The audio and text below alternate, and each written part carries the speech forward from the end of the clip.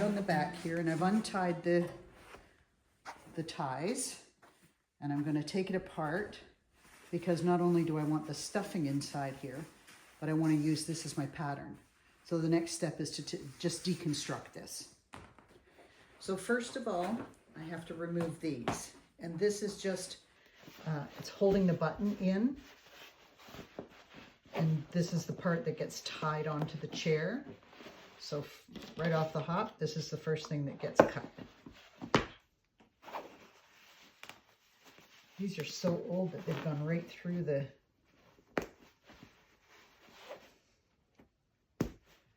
backing fabric. These have got to be 20 years old, maybe more. We're going to keep these because we need them for putting them on the new cushion. And now I'm just going to spend some time going all the way around here and cutting this piping off so that I've got a nice flat piece as my pattern piece.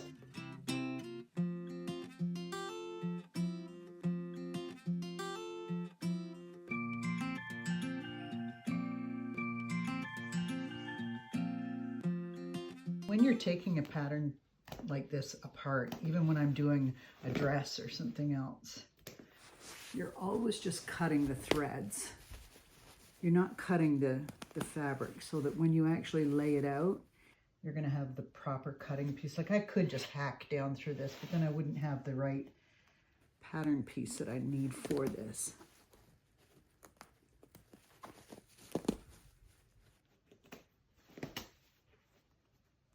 So you're always cutting the threads, not the fabric.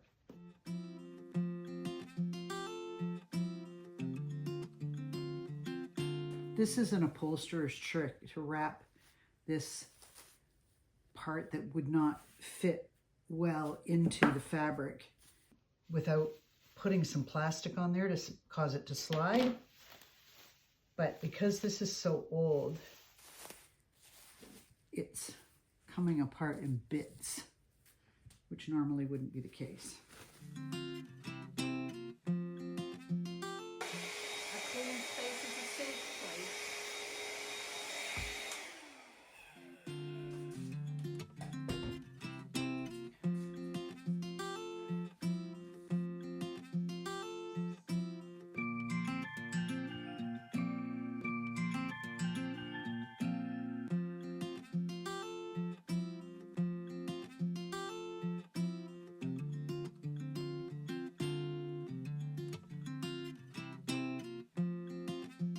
Now, I'm going to take this and press it so I get a nice flat pattern to be able to use.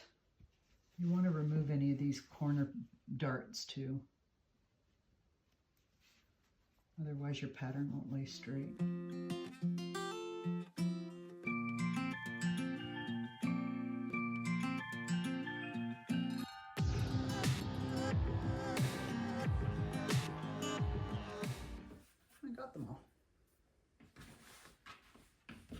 Okay, so there's my pattern piece, and once I press that, those corners just sit out nice and flat.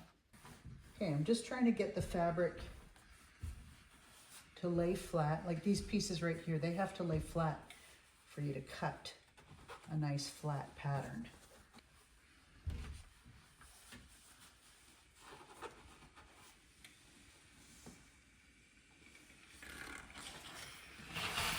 Now, if these pattern pieces are the same, I'm only going to cut one. But if they're not the same, I'm going to have to cut a front and a back. Let's just see here. Yes, they're the same. Good. Okay. So we're going to cut two of these to replicate the front and the back.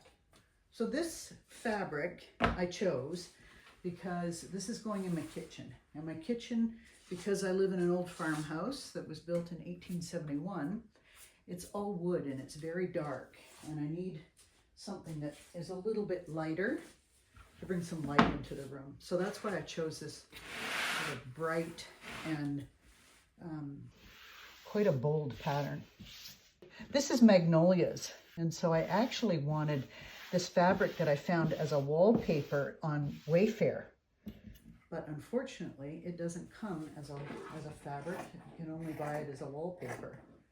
So I was looking for peonies, but this was what I found. And I brought home 5 different samples and laid them in the kitchen and lived with it for, I don't know, a week or 2. And then I finally decided that this was going to be the one. Whoever originally cut this fabric put some small cuts right here.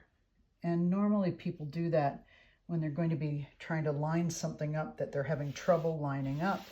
And then you know to match these notches in the fabric. But this is a pretty straightforward project, and so I'm not cutting those notches. And they've only done it on this one side here. For some reason, they haven't done it on these 3 sides. But I feel it's unnecessary anyway, so we're just going to go with that. Now, I'm going to go to the sewing machine, and by lining up this cut piece and sewing right across here, I'll create those corners on the fabric. So I'm going to go and do all 8 of these corners. Okay.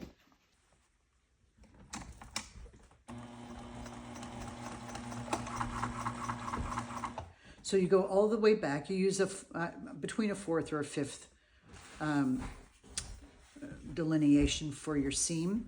And then as you're stitching, you just go ahead and pretend there's more fabric here. You take it in a straight line all the way to the end. And I'm a big supporter of not back stitching on a dart, but I don't know if I consider this a dart.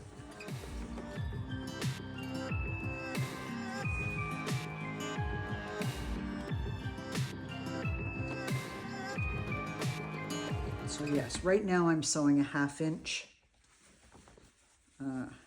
seam as opposed to a 5/8. Usually you do a 5/8.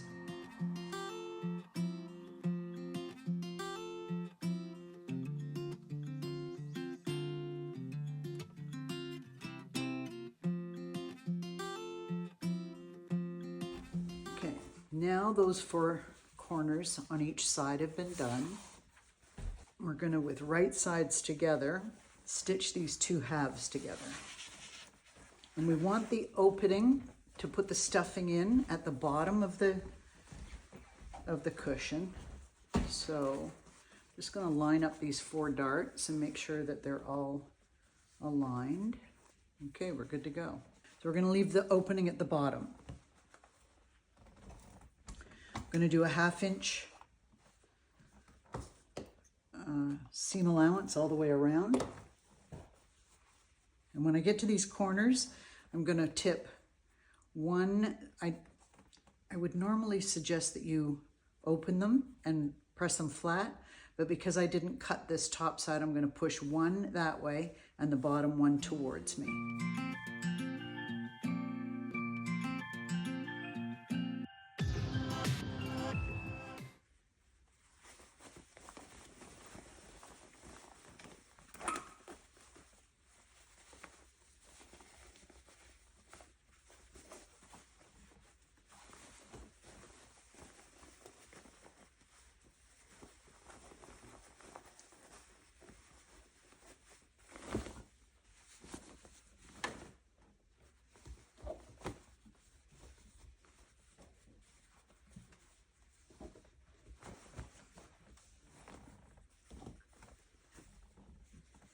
If you wanted to do this with the cushion pillows that you can find at the sewing store or IKEA, you could build one of the pattern piece out of just cheap cotton and then take it apart, and then you'll have your pattern to do multiple cushion covers if you wanted to, if you don't have another, like an old pillow that you want to take apart.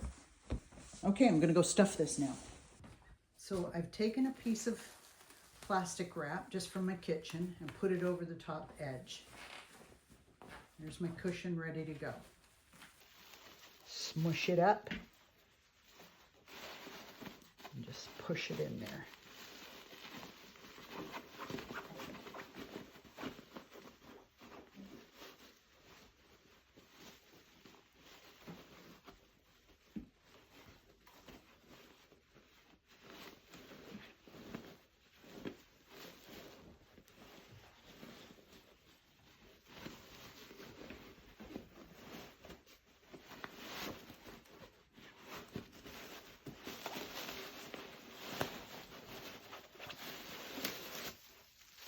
So as soon as I got the corners in, I can pull the saran wrap back out. I guess it's not saran wrap, it's plastic wrap. And you just kind of push it and work it till you get it sitting in the corners the way you want it. And this end here, the previous cushion maker did it on a sewing machine and it looked sloppy. And so I'm not going to do that. I'm going to actually sit and blind stitch this whole thing, which is going to take a little bit longer, but I think it looks nicer. And it probably doesn't matter because it's the bottom side of the cushion, but it's a personal preference. So to do a blind stitch, first of all, when I'm doing hand stitching like this, when there's pressure on the seam, I double my thread. And if you're just doing a hem or something like that, or fastening down and interfacing, just use a single thread, but I've got it doubled up because there's going to be some pressure on this seam. So I'm going to come back here and I'm actually going to start in my stitching so that my knot is hidden and my first couple of stitches are on the machine stitching. So I've closed the seam that I'm going to do with these little clips. Just makes it a little bit easier. Grab a little bit from this side, just about 1/4 of an inch. And then you grab a little bit from this side. And this is slow, tedious work, but it just looks so much nicer when you're finished. I could do a whip stitch. A whip stitch is where you just do a continuous, here I'll do a little bit.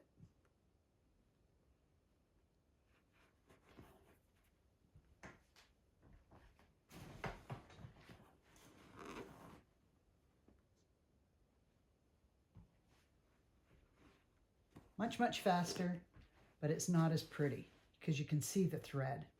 Whereas a blind stitch, you never see the thread.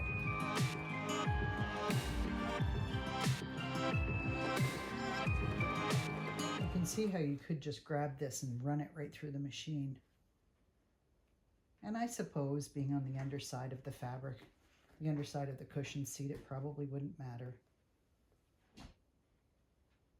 Just personal preference, I guess.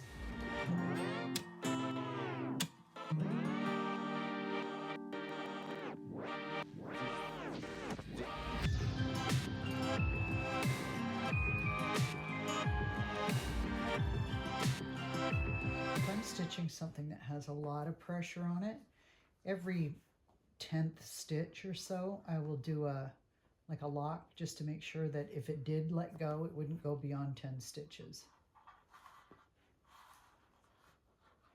But I think using double thread and locking, this is not going to let go. When you get up to the end here, finish off by tying a knot right there so that it can't let go. And take the thread and come up over here somewhere. And you just pull it a little bit snug, cut it, and then the thread disappears inside the cushion.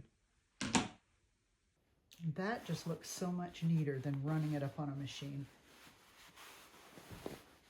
Now we're going to put the buttons in. Right now I'm just building the strap that's going to hold the buttons in place. So I took a piece of fabric that is a couple of inches wide and I folded it in twice, and now I'm just stitching it.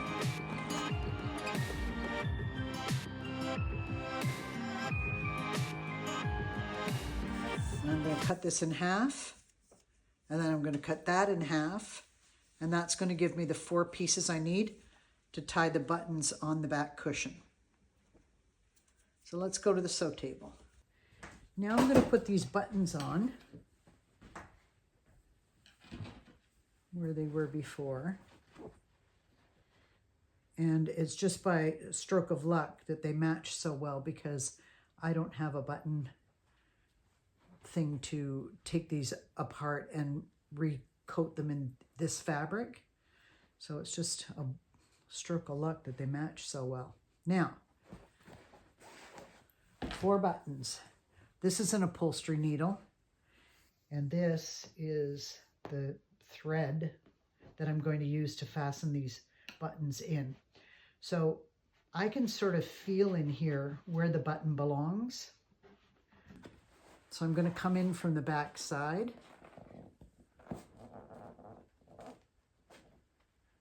Just sort of feel where it goes. Right there. That lady told me this would work. It's not working. I think she gave me a bum steer. So the lady at the fabric store told me to get these upholstery needles and this cording. And see how thick that is? The cording that came out of the cushion is only that thin. And so that's quite a difference. In using the needle that she told me to use, look what I've done to my fabric. So I'm going to revert back to just a straight sewing needle. And I'm going to use embroidery floss, which will give me the integrity of this, give me the strength of this, but it'll be a lot easier to work with going through this fabric. And I am not going to use this big upholstery needle because I don't think it's good for my fabric.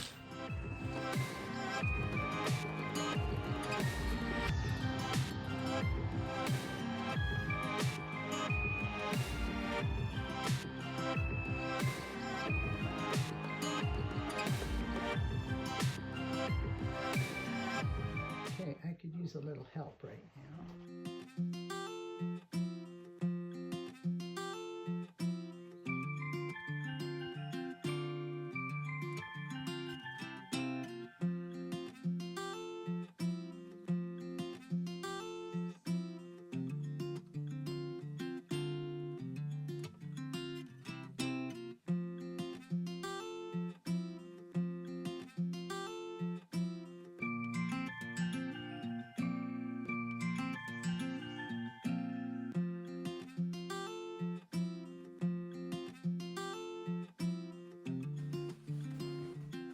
And there we're finished. These are the straps that I put on the back that I'll use to tie onto the iron furniture. And the reason I like doing this is because the quality of the furniture that's manufactured now usually isn't as good as old furniture. And I would much prefer to reupholster something or paint something and get the quality of old furniture than go to a box store and buy something new. So there we have it. Thanks for joining me. It's a great project for a beginner too. Very easy to do. And you could do your outdoor furniture using this exact same method. And the beauty of this is that I already had, by dismantling what I had the pattern. And so you can teach yourself to create a pattern. You can teach yourself how to sew following this kind of process. So thanks for joining me.